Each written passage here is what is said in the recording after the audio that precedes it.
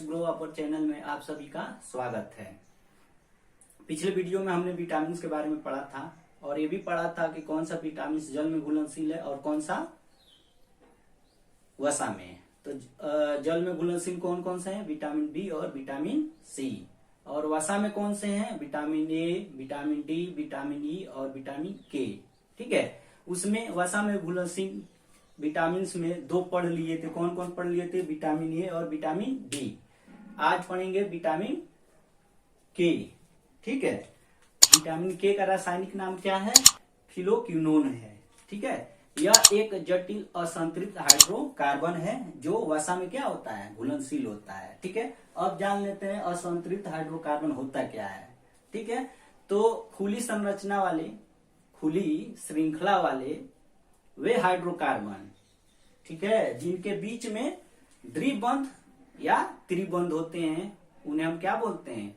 असंतृप्त hydrocarbon बोलते हैं। ठीक है, जान लेते हैं क्या है।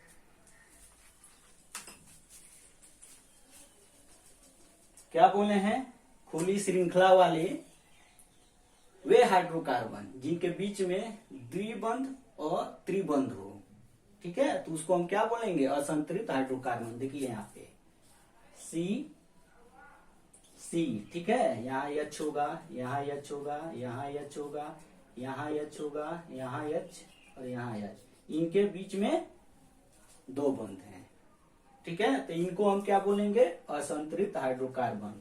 ठीक है, इसका नाम क्या होगा? एल्केन। क्या होगा नाम? एल्केन होगा। इसका सूत्र क्या होता है बताइए? CN2, बताइए, CnH2n होता है। ठीक है, द्विबंध की बात होगी। अब त्रिबंध की बात हो जाएगी तो यहां देखिए 3 हो गए, इधर भी एक कार्बन है, ये 4 कार्बन की बैलेंसी पूरी हो रही है। फिर इधर तो यहाँ पे क्या है? त्रिबंध है। ठीक है, तो इसको हम क्या बोलेंगे? बोलिए एल्काइन। क्या बोलेंगे? एल्काइन। इसका क्या होता है रासायनिक सूत्र? CnH2n-2 होता है। ठीक है, अब देख लेते हैं आगे। विटामिन के क्या होता है? रक्त को थक्का बनाने में सहायता करता है। ठीक है, यहां देखिए, रक्त को थक्का बनाने के लिए अनिवार्य प्रोटीन कौन सा होता है? फाइब्रिनोजन। कौन सा होता है?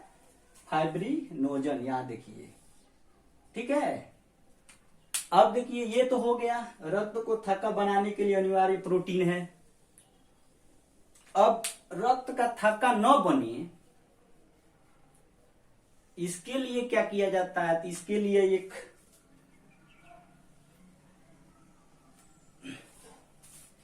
क्या मिलाया जाता है?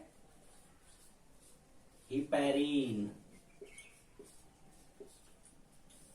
जब हिपैरिन मिला दिया जाता है तो रक्त का थक्का नहीं बनता है। एग्जाम में ये पूछता जरूर है, पूछ देता है कि रक्त का थक्का बनाने के लिए कौन सा प्रोटीन आवश्यक होता है, कौन सा प्रोटीन होता है? तो क्या बताएंगे? फाइब्रिनोजन। और थक्का न बने उसके लिए हिपैरिन। ठीक है, अब देखिए, इस हिपैरिन क्यों मिलाया जाता है कि थक्का न बने रक्त का? तो जब डायलिसिस होता है, डायलिसिस किसका होता है भाई? जिसकी किडनी क्या हो गई रहती है? खराब हो गई रहती है। वो एज पे डिपेंड करता है। अगर 60 के ऊपर है एज तो उनका क्या होगा? डायलिसिस होगा। क्यों? क्योंकि उनमें ट्रांसप्लांट की जरूरत नहीं पड़ती है। ट्रांसप्लांट की जो जरूरत पड़ती है वो 60 के नीचे एज जिनका होगा उन्हीं का होगा। ठीक है, अब आते हैं आगे। विटामिन के जीवाणुओं द्वारा हमारे कोलन को बोलते हैं मलाशय। मलाशय क्या है? कोलन क्या है? ये भी क्या है? पाचन तंत्र का ही एक हिस्सा है। जब डाइजेस्टिव सिस्टम पढ़ाएंगे तो उसमें बताएंगे। ठीक है, पहले हम बता दिए थे पहले वीडियो में कि अधिकांश विटामिन जो होते हैं वो मानव शरीर में, हमारे शरीर में संश्लेषित नहीं होते हैं, लेकिन 2 विटामिन का नाम बताए थे कि जिसका हमारे शरीर में संश्लेषण होता है। कौन सा बताए थे? विटामिन डी और विटामिन के। तो विटामिन के का क्या है? वो बैक्टीरिया द्वारा कोलन मलाशय में क्या होता है? संश्लेषित होता है, कंज्यूम होता है। लेकिन विटामिन डी का क्या होता है? तो विटामिन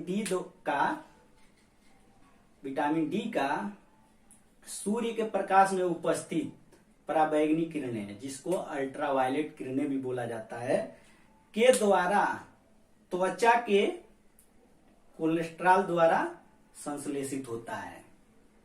अरे भाई, सूर्य के प्रकाश से हमें क्या मिलता है? विटामिन डी मिलता है। तो उसी की बात कर रहा है कि वो त्वचा के कोलेस्ट्रॉल द्वारा क्या होता है? कंज्यूम होता है, संश्लेषित होता है। ठीक है, अब आते हैं इसकी कमी से क्या होता है? बच्चों को दस्त और पेचिश होता है। देखिए, ठीक है, समझ में आ रहा है? अब देखिए, अब ये इसका स्रोत कौन सा है? क्या खाएंगे कि विटामिन के मिलेगा? तो क्या खाएंगे? पालक, टमाटर, बथुआ, अंडा, पनीर आदि में पाया जाता है। ठीक है, अब आते हैं विटामिन ई की बात करते हैं। विटामिन ई का रासायनिक नाम क्या है? टोकोफेरॉल। इसको फर्टिलिटी विटामिन भी कहा जाता है। ठीक है, देखिए,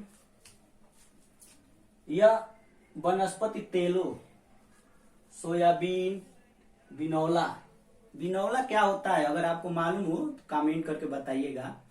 ठीक है, सलाद, पत्ती वाली सब्जियां, दूध, मक्खन, अंकुरित गेहूं में मिलता है।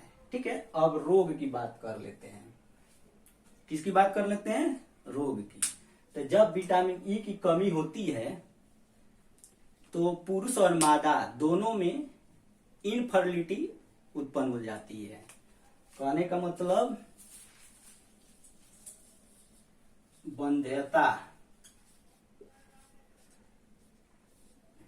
वंध्यता उत्पन्न हो जाती है। इसी को बोला जाता है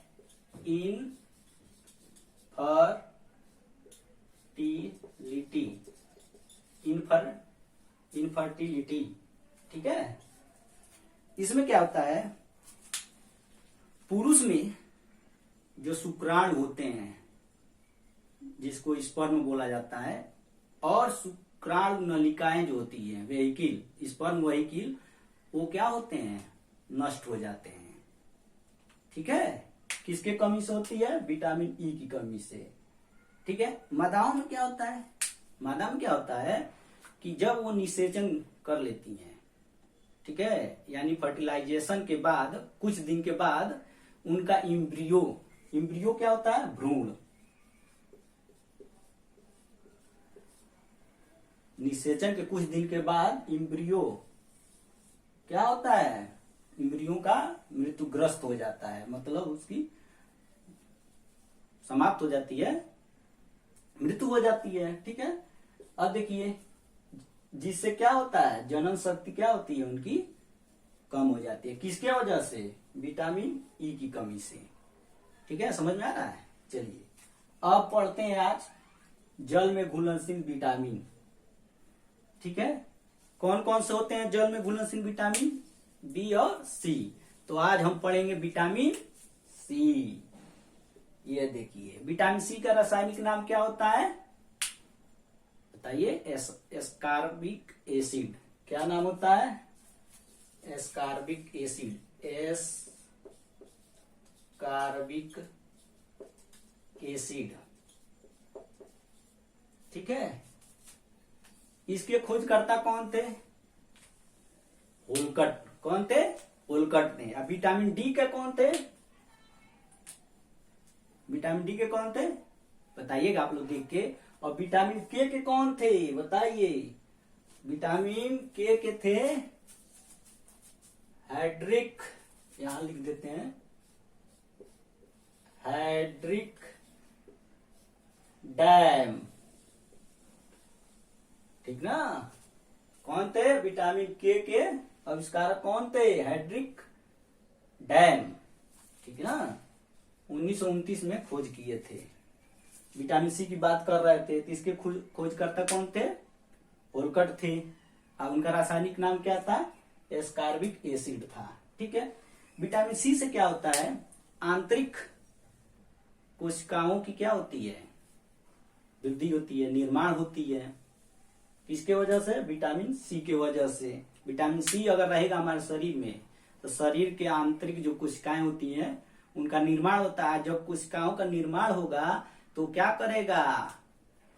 क्या करेगा? देखिए, प्रतिरक्षा। किसके प्रति? रोगों के प्रति प्रतिरक्षा उत्पन्न करेगा और शरीर के वृद्धि में क्या होगा? सहायक होगा। आ रहा समझ में? ठीक है। अब चलते हैं, यहां देखिए आगे। सबसे पहले विटामिन सी की खोज हुई थी। क्वेश्चन पूछता है एग्जाम में, सबसे पहले कौन से विटामिन की खोज हुई थी? तो क्या बताएंगे? विटामिन सी की खोज हुई थी। ठीक है। अब मानव दूध में क्या होता है? विटामिन सी की मात्रा काफी अधिक होता है। मानव दूध का मतलब क्या होगा?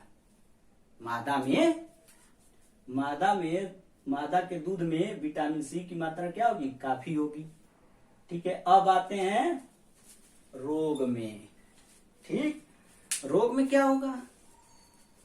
विटामिन सी की जब कमी हो जाएगी तो स्कर्वी रोग हो जाएगा। ठीक है। इसमें क्या होता है? दांत के मसूड़े जो होते हैं उनमें सूजन हो जाता है और वे क्या होती हैं? लाल हो जाती हैं। ठीक है। उसके बाद लाल हो जाती है। जब थोड़ा भी चोट लगता है तो उससे क्या होता है? ब्लड निकलने लगता है। ठीक है। आ रहा समझ में? मसूड़ों में क्या होता है? सूजन हो जाता है और सूजन होगा तो लाल हो जाएगा। उससे क्या होता है? खून निकलने लगता है, रक्त निकलता है। ठीक है। उसके बाद आते हैं बच्चों में रोग। अभी क्या हम बताए हैं कि मानव के दूध में सबसे ज्यादा विटामिन सी पाया जाता है। ठीक ना। लेकिन जब विटामिन सी की कमी होगी तो क्या होगा? यहां देखिए, बच्चों में रोग। यह रोग कौन सा रोग? जो आगे बताएंगे। यह रोग बच्चों की अपेक्षा शिशुओं में ज्यादा होता है। यह रोग उन शिशुओं में ज्यादा होता है जिनकी मां अपने दूध की अपेक्षा के जगह ऊपर का दूध पिलाती हैं। अब ऊपर का दूध क्या होता है? जैसे गाय का, भैंस का, बकरी का, ऊंट का पिलाती हैं तो उनके बच्चे क्या होते हैं? विटामिन सी से ग्रसित हो जाते हैं, यानी उनके बच्चों में विटामिन सी की कमी हो जाती है। कुछ माता बहनी ऐसी होती हैं कि जो क्या करती हैं? दूध को खूब उबालती हैं। तो दूध उबालने से भी क्या होता है? विटामिन सी नष्ट हो जाता है, खत्म हो जाता है। ठीक है। विटामिन सी की कमी से ग्रसित बच्चा, जब विटामिन सी की कमी हो जाएगी तो उससे ग्रसित बच्चा अक्सर क्या बताता है? रात में जब सोता है तो कहता है मम्मी पैर में दर्द हो रहा है, दर्द होता है। ठीक है। तो वो इसी के वजह से होता है। जब बच्चे को विटामिन सी की कमी होगी, जब बच्चा विटामिन सी की कमी से ग्रसित होगा तो उनके टांगों में क्या हो जाएगा? सूजन हो जाएगा। घुटने में क्या रहेगा? दर्द रहेगा। तो जब ग्रसित हो जाती हैं, दर्द रहता है तो क्या करती हैं? शिकायत करती हैं, बताती हैं। ठीक है। चलिए, आप बॉयल करने से, दूध के बॉयल करने से क्या होता है? विटामिन सी नष्ट हो जाता है। ठीक है। उसके बाद अब देखते हैं स्रोत क्या है। ठीक ना। आज अब देखिए क्या होता है, रात में ज्यादा असर करता है, बच्चों का पैर दर्द करता है तो रोने लगती हैं, कहती है मम्मी पैर दर्द कर रहा है। तो वो क्या आती है? दबाती हैं या कुछ होती हैं, वो अपने हस्बैंड को कहती है देखिए ना क्या हो गया है। ये नहीं कहती हैं कि हम अपना दूध नहीं पिलाए हैं, गाय भैंस का दूध पिलाए उसके वजह से हो रहा है। क्या करेंगी, उनसे कहेंगी। देखिए पता नहीं क्या हो गया, पैर में आगे के दर्द कर रहा है। पैर में दर्द क्यों हो रहा है, वो विटामिन सी की कमी से। अब वो क्या किए हैं, माँ का दूध नहीं पिलाई है, अपना दूध नहीं पिलाई है, वो क्या किए हैं, गाय भैंस का दूध पिलाई है। आ रहा समझ में? ठीक है, अब चलते हैं स्रोत में। स्रोत क्या है, क्या क्या हम लेंगे तो विटामिन सी की प्राप्ति होगी। तो जितने भी खट्टे चीजें होते हैं, खट्टे फल होते हैं, ठीक ना, सारे में पाए जाते हैं। जैसे संतरा, नींबू, टमाटर, बंद गोभी, हरी मिर्च। हरी मिर्च जरूर खाइए, हरी सब्जियां जरूर खाना है। ठीक है, और बतेबे किए हैं दूध उबालने से उनमें से विटामिन सी क्या होता है, नष्ट हो जाता है। अब बताइए समझ में आया कि नहीं समझ में आया? अब एक रह गया है जल में घुलनशील विटामिन, कौन सा, बी। और बी क्या है, एक कॉम्प्लेक्स है इसके। ठीक है, उसमें कई हैं, B1, B2, B3, B5, B6 ऐसे हैं। तो उनको हम नेक्स्ट वीडियो में बताएंगे।